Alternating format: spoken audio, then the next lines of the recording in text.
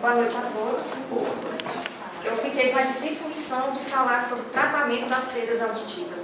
Tema mais amplo do que esse, eu não consigo nem imaginar.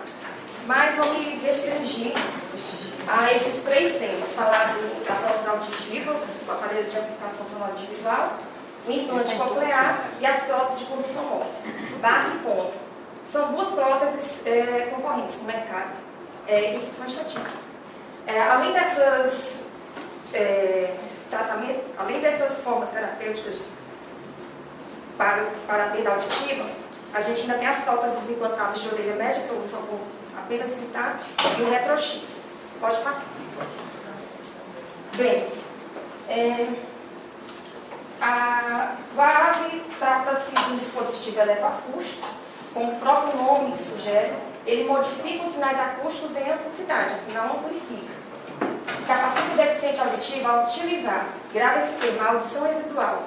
É preciso ter audição residual para se amplificar o sinal acústico de forma efetiva. Dentre as características do ASE, eu me detive a falar sobre os aspectos físicos e eletroacústicos, sobre o processamento do sinal e a localização em relação à orelha externa. Próximo. O ASE é composto de um microfone, um amplificador e receptor. O microfone, ele capta esse sinal acústico e converte em sinal elétrico. Ele pode ser omnidirecional, capta o som de todas as direções, ou direcionais. A diferença é que o omnidirecional, ele tem apenas uma abertura. O direcional tem uma abertura na frente e posterior. E aí, dessa forma, como há um atraso desse som das duas entradas, fica uma qualidade sonora melhor. E é melhor, por conta disso, por serem direcionais para o entendimento de fala em ambientes ruidosos. O amplificador, não precisa explicar a função dele, amplifica esse sinal elétrico e determina as alterações do ganho acústico. Essas alterações do ganho acústico determinadas pelo amplificador definem o tipo de prótese. Será analógica digitalmente programada e digitais. A diferença da analógica digital é que ela tem um programa que pode modificar esses padrões acústicos e elétricos para melhorar a qualidade ao paciente. E o receptor converte esse sinal elétrico, novamente, em vibrações ósseas, se for com transdutor de via óssea, ou para a via aérea através da onda sonora. Próximo. Bem, processamento do sinal, essa característica é dada pelo amplificador. Os analógicos, as vantagens seriam o baixo custo e o consumo de energia e a miniaturização dos componentes. A desvantagem é que ele é menos versátil, dificulta a adaptação. Essa versatilidade é dada pela essa digitalização do aparelho. Os analógicos digitalmente programáveis são aparelhos analógicos equipados com circuitos digitais que permitem ajuste de programação. E os digitais têm como vantagem a qualidade sonora, uma melhor relação sinal-ruído, direcionalidade e aproveitamento do campo dinâmico da audição. Bem, em relação à localização, em relação ao orelha externa, nós temos os retroauriculares, que são adequados para todos os tipos de perda auditiva. E são os mais potentes. Os intraauriculares, que seriam os in-the-ear na tradução aqui, para perdas leves e severas. O intracanal, perdas leves a moderadas. E os microcanais, perdas leves e moderadas também. Os intracanais, pelo fato de ocluir a concha, no caso do intracanal, eles dão para o paciente maiores taxas de descamação e de inconda em relação à oclusão do conduto. E taxas de rolha seminosa também.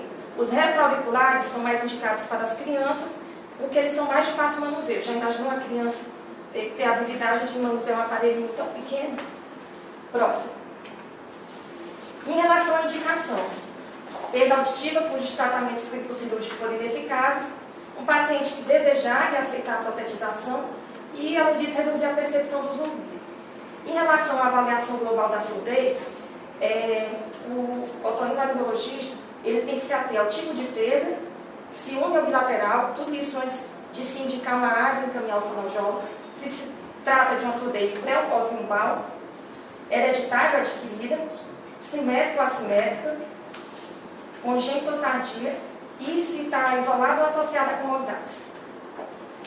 Aspectos importantes da indicação. As condições gerais de saúde, se o paciente pode ser portador de diabetes, hipotireoidismo, neuropatias e outras condições gerais que possam dificultar a adaptação ao aparelho. A habilidade motora e a acuidade visual, justamente pela questão do manuseio do aparelho, se caso o paciente for portador de alguma deficiência visual, o seu familiar deve ser instruído como conduzir. Preocupações estéticas não devem nortear a escolha do aparelho. Ela deve se basear no tipo de perda auditiva, na habilidade que esse paciente vai ter de utilizar o aparelho, e aspectos financeiros acabam por nortear por conta dos altos custos. O paciente ele deve ser avaliado quanto à aceitação da perda auditiva e a expectativa da protetização deve ser sempre conversada. Geralmente, como está nesse gráfico, os pacientes têm uma expectativa até maior do que seus familiares e, na verdade, a amplificação ela tem um resultado limitado. Bem, em relação à seleção para crianças, adultos e idosos. Na criança, deve-se buscar a versatilidade dos parâmetros eletroacústicos, dando preferência aos aparelhos digitais. Optar pela possibilidade dos sistemas de FM, que são aqueles sistemas utilizados em palestras, em que tem um palestrante internacional e a gente utiliza aquele fone de ouvido. É um acessório que pode ser adequado ao ASA e pode facilitar o dia a dia dessa criança. Como eu já havia mencionado anteriormente, os retroauriculares, por serem mais potentes e de mais fácil manuseio, e, além disso, deve ser realizada a troca regular dos modos auriculares. Até os 6 meses, deve ser feita a cada 3 meses, se não me engano, até 1 ano. Bem, eu não me lembro, desculpa, da relação.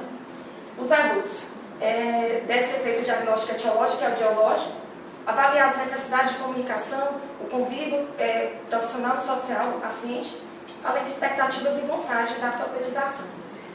E a gente já sabe que a idade não é um fator limitante. Bem, deve-se optar por uma adaptação que deve ser sempre bilateral, caso não haja contraindicação, e fornece um melhor desempenho auditivo. Por que esse desempenho auditivo seria melhor? Porque fornece uma melhor localização da fonte sonora, permite mascaramento do zumbido, somação binaural, maior conforto para ouvir, eliminação do efeito sombra e permite maior alcance auditivo. E, além disso, evita prejuízos à plasticidade neuronal, em decorrência da privação do estímulo sonoro.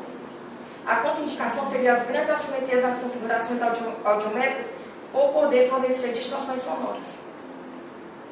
E, no caso, quando se indica uma adaptação monaural, seriam essas 3. Uma perda auditiva unilateral, sem restrição contralateral, caso a orelha não seja adaptável, ou mesmo por uma opção do paciente. Os critérios para uma orelha não adaptável seriam uma audição residual insuficiente, uma perda maior, né? Uma grande redução da discriminação vocal, que não traria benefício, o acréscimo do uso do ASA, paciente que intolerasse a amplificação na orelha contralateral, claro, atresia, otite média crônica e otite externa. E pela opção do paciente, a condição econômica desfavorável, ou quando a protetização bilateral ela não fornece maiores benefícios do que a unilateral. Bem, a avaliação dos benefícios do ASA geralmente se faz na própria empresa que vende esse aparelho. É feita verificação, validação e acompanhamento, são esses 3 termos, né, que a gente deve gravar. A verificação pode se dar por 3 medidas. O ganho funcional, que seria um teste, que seria o teste de prótese, né, uma audiometria com a ASA, comparando-se sem com a ASA. A medida in situ, que seria a colocação de microfones e sondas no conduto auditivo externo, para avaliar o ganho de seção desse aparelho. E testes de percepção da fala no silêncio e no ruído. A validação. Existem questionários próprios, específicos que as fonos utilizam, que avaliam o grau de satisfação e além disso, tem-se questionários de autoavaliação. O acompanhamento. Em crianças, respiradores florais deve-se ter maior cuidado para o diagnóstico de otite média serosa, que pode dificultar a aceitação da protetização. Em adultos, o que é de praxe, né? Cerume, descamação e otite externa. E esse é um gráfico que tem no ProRL que avalia a dificuldade na adaptação do aparelho auditivo. Quanto maior a perda, é meio óbvio que vai ser maior essa dificuldade da protetização. Em relação à doença, ele coloca que a otosclerose, neuropatias, Alzheimer e Down, com perdas moderadas, elas teriam uma dificuldade de protetização maior do que outras. Então, esse é um artigo do Brasília Journal que fala da perda auditiva unilateral, avaliando benefícios e satisfação do uso das próteses auditivas. O objetivo foi, eles queriam analisar a diferença do ganho prescrito e o ganho de inserção. Esse ganho de inserção, como eu havia falado anteriormente, é feito através da colocação de um microfone de uma sonda no conduto auditivo externo e comparar se existe uma medida objetiva que a gente possa predizer se esse paciente vai ter satisfação ao uso e adaptação do AAS. Foi utilizado um questionário e essa medida com microfone de sonda. Bem, esse é o questionário, avaliar o uso diário, benefícios, limitações e, em relação às medidas objetivas, as frequências nas quais foram atingidos os valores do ganho foram próximas do alvo apenas às frequências da fala, ou seja, não foi atingido em todas as frequências. E mesmo assim, os pacientes, a maioria apresentou satisfação quanto ao uso dos aparelhos auditivos unilaterais, independente de ter atingido esse ganho de extensão nas demais frequências. Bem, sobre o implante coclear. Trata-se de um aparelho que oferece informação sonora a indivíduos com surdez neurosensorial severa ou profunda. No AAS, eu queria que vocês gravassem sobre a audição residual e no implante coclear, gravar a perda auditiva neurosensorial severa ou profunda bilateral, que é o critério de indicação. O mecanismo se daria para estimulação elétrica direta das fibras nervosas auditivas por eletrodos em pacientes onde essas cócleas estão danificadas. Próximo. Bem, o implante é composto por dois componentes. A parte interna, que é o implante propriamente dito, que é inserido cirurgicamente, e a parte externa, que é o processador de fala, que é colocado durante a ativação que se dá um mês após a cirurgia. Ele é usado atrás da orelha ou junto ao corpo em adaptações específicas para as crianças pequenas, que às vezes utilizam na cintura. Próximo. Desculpa, volta um instantinho para eu comentar. Então, os componentes, né, do implante, o receptor, estimulador e o magneto, que são inseridos cirurgicamente na mastoide, que eu vou comentar um pouquinho mais na frente, o feixe de eletrodos, né, que é inserido na cóclea, e o processador de fala, né, essa antena externa, ela é aderida à mastoide que se conecta a esse magneto, não sei se vocês estão conseguindo ver, e o compartimento da bateria e o cabo que fazem parte do processador. Bem, o mecanismo de funcionamento seria da seguinte forma: o microfone capta a onda sonora e converte em sinal elétrico. Esse sinal elétrico ele é processado no processador de fala e convertido em impulsos elétricos codificados, que são transmitidos a essa bobina. A bobina, através da pele, na verdade, através de ondas de rádio, transfere esses impulsos elétricos para os eletrodos cocleares. Esses impulsos elétricos são enviados ao nervo auditivo, e no nervo auditivo chega até o cérebro, e no cérebro esses impulsos elétricos são interpretados como sons. Os critérios de seleção. As mais frequentes causas de surdez que levam ao implante coclear são perdas por patologias infecciosas, doenças congênitas, ototoxicidade, otosclerose e traumatismo cranioencefálico. A seleção é feita por uma equipe multidisciplinar e a avaliação principal, a inicial, se dá com o otorrino. O otorrino avalia as condições gerais de saúde desse paciente, da orelha média e a presença de comorbidades.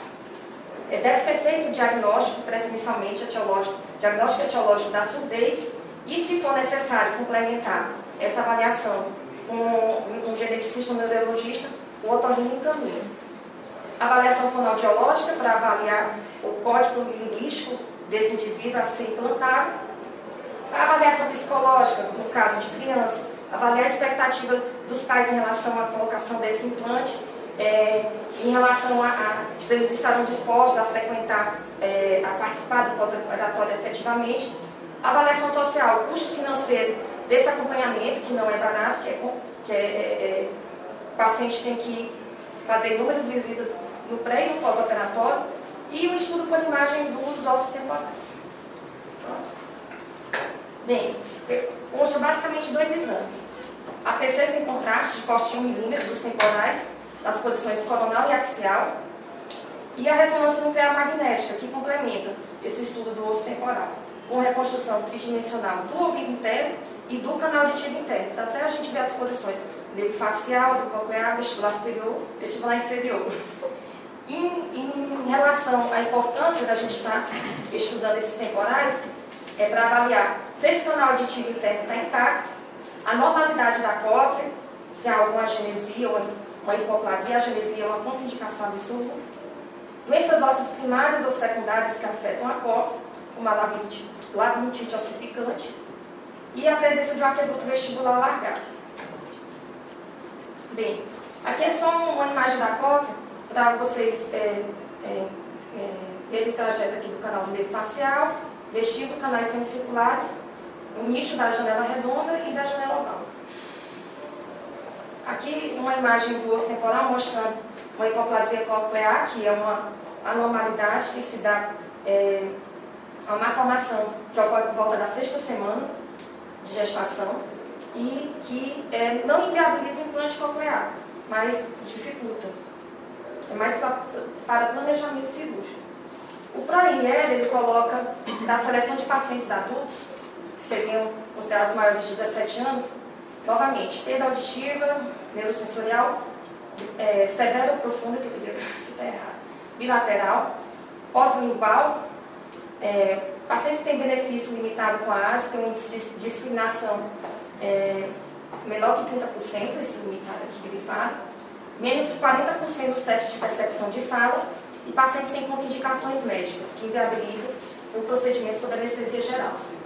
Em crianças, seriam os maiores de 12 meses, novamente, perda neurosensorial profunda bilateral, pré e pós-linguais, cujos familiares têm uma expectativa razoável que seja avaliada e que não tenham benefício com a ASA.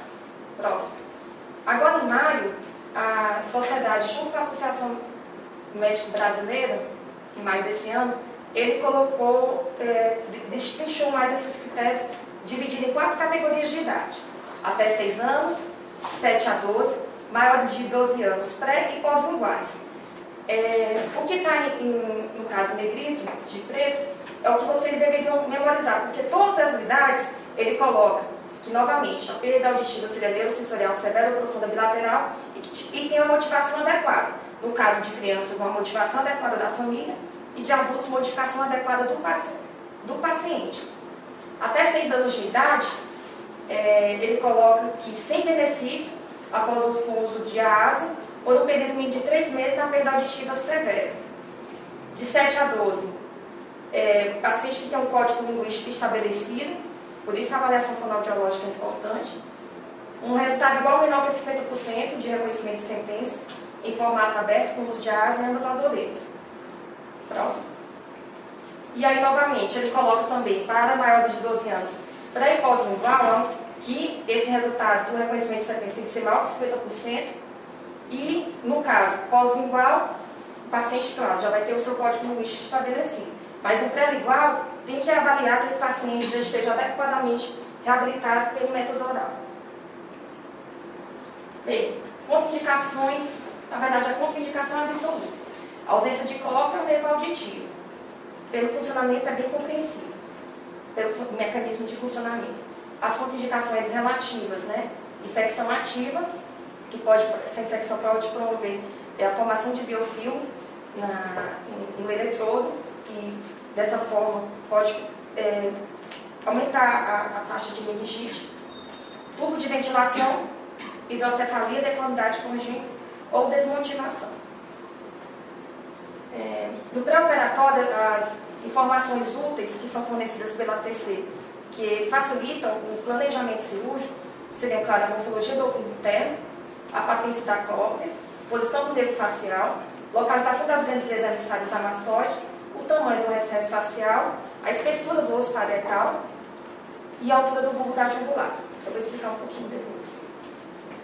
O ouvido a ser implantado inicialmente, o ProRN coloca em crianças o pior lado primeiro, porque dessa forma evita-se prejuízo a melhor orelha ou melhor ouvido, podendo ser, caso esse implante não dê certo, não venha a se concretizar, o paciente vai ter uma orelha melhor a ser implantada com uma tecnologia que vai surgir futuramente, ou até mesmo para um implante a ser realizado. Em adultos, o melhor lado. Zumbido, o lado com zumbido, claro, o lado sem infecção e presença de cicatriz. Próximo. Eu peço desculpas, eu tinha separado um vídeo para comentar a respeito do procedimento cirúrgico, mas infelizmente não deu certo. Eu vou comentar depois com o vídeo sobre o bar. O procedimento é a timpanomastectomia ampla posterior, mas antes, aqui, não sei se vocês lembram dos componentes, a gente tem a parte interna e a parte externa. A parte interna seria o implante, que é formado por eletrodo e receptor estimulador e a antena interna. Esse receptor estimulador e essa antena interna é inserido na mastoide e o eletrodo, quando se realiza essa timpanomastectomia ampla posterior, aqui avançando, visualiza-se a membrana da janela redonda, realiza-se a coplestomia, em que essa janela redonda é perfurada, e aqui está se inserindo um conjunto de eletrodos. Próximo. Das complicações cirúrgicas maiores, as maiores seriam aquelas que necessitaria retirar esse implante. Seria infecção necrose do retalho, o erro de colocação do implante, uma extrusão e migração do componente interno para fora da cóclea e meningite secundária à cirurgia. As menores seriam infecção leve do retalho de pele, migração sem extrusão do aparelho, tontura e zumbido.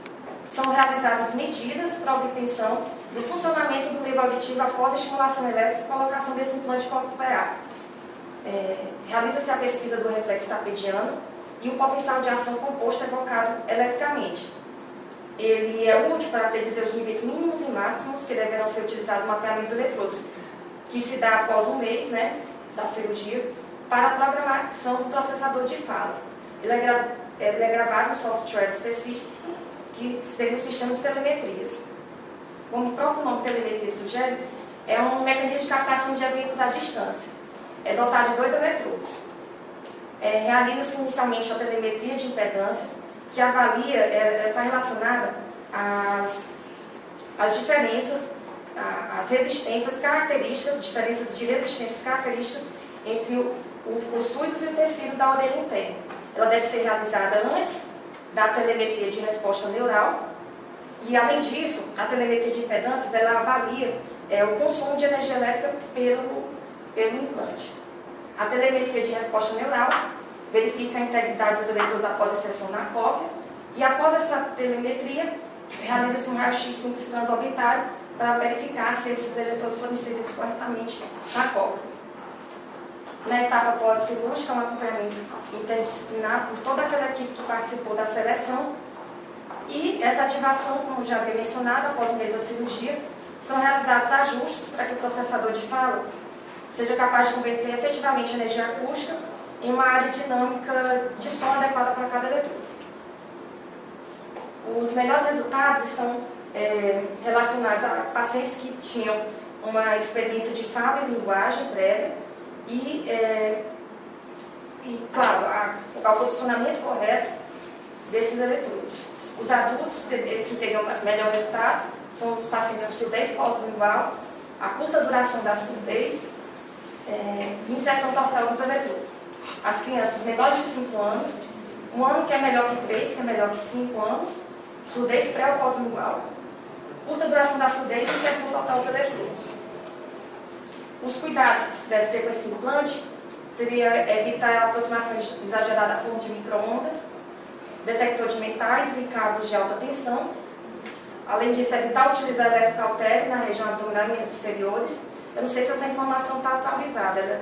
Eu pesquisei no SADI. E ressonância nuclear magnética restrita aos usuários de dispositivos que permitem a remoção do magneto. Todos esses cuidados, porque são locais onde há alterações do campo magnético que pode danificar o dispositivo interno do implante. Bem, sobre as próteses de condução óssea, né? Elas surgiram devido às limitações inerentes do AASE. Isso foi a força motriz para o surgimento das próteses implantáveis.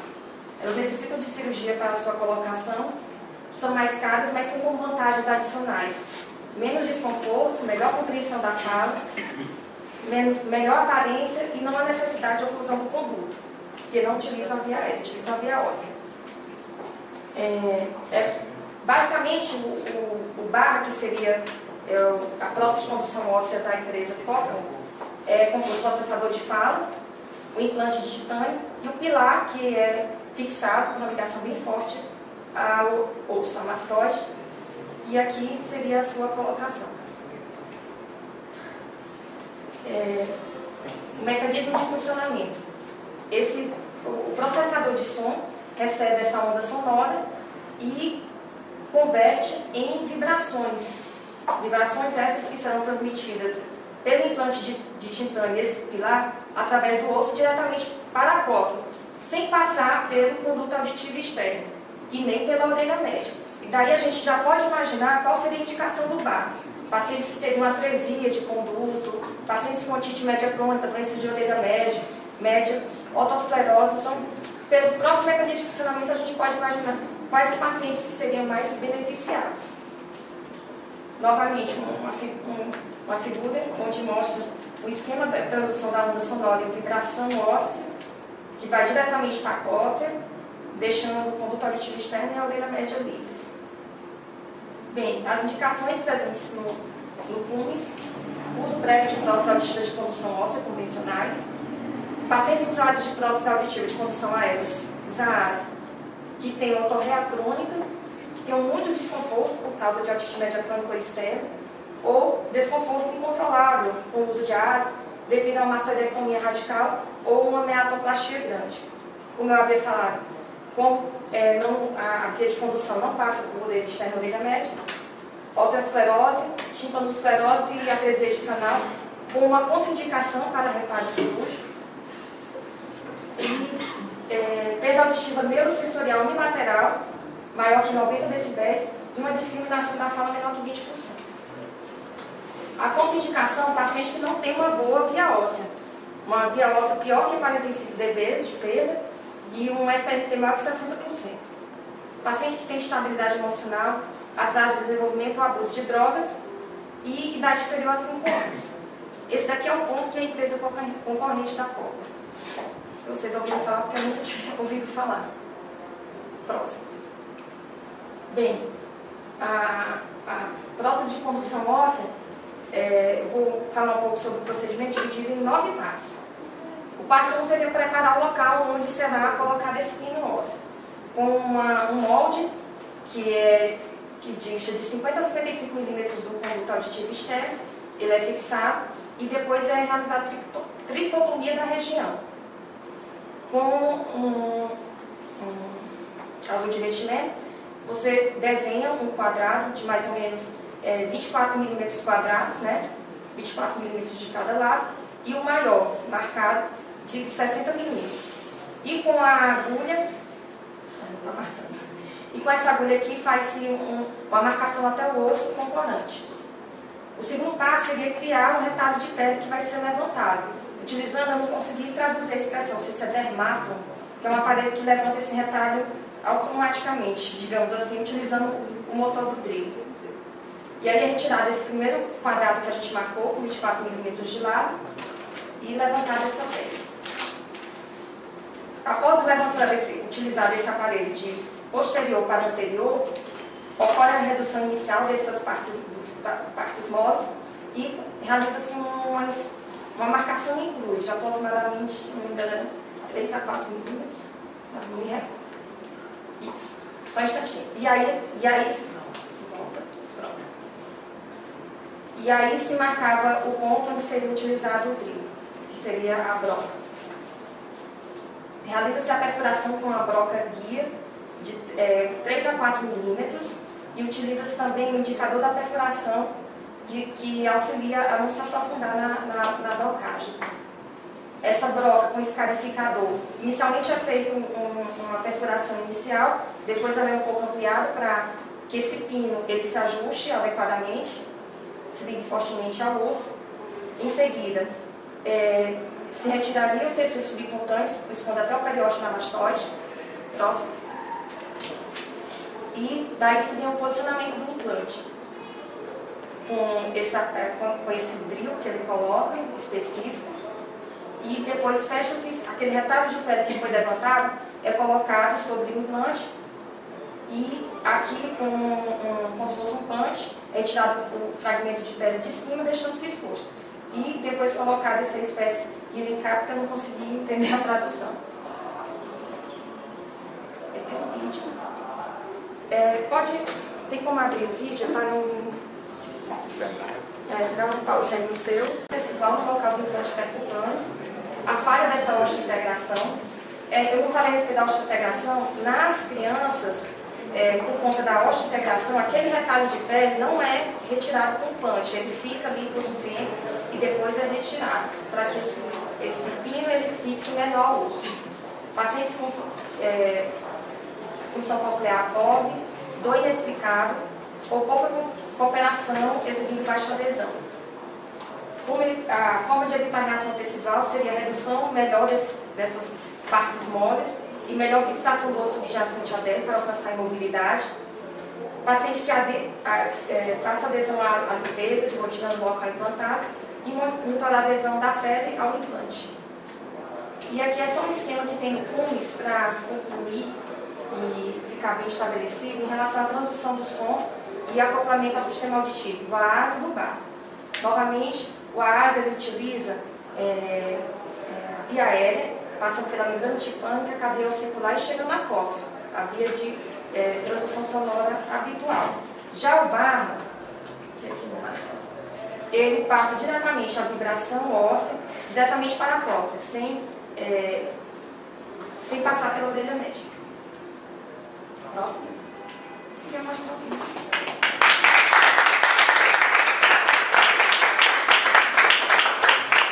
Eu peço desculpa se eu passei muito rápido em alguns temas, mas é porque é um tema muito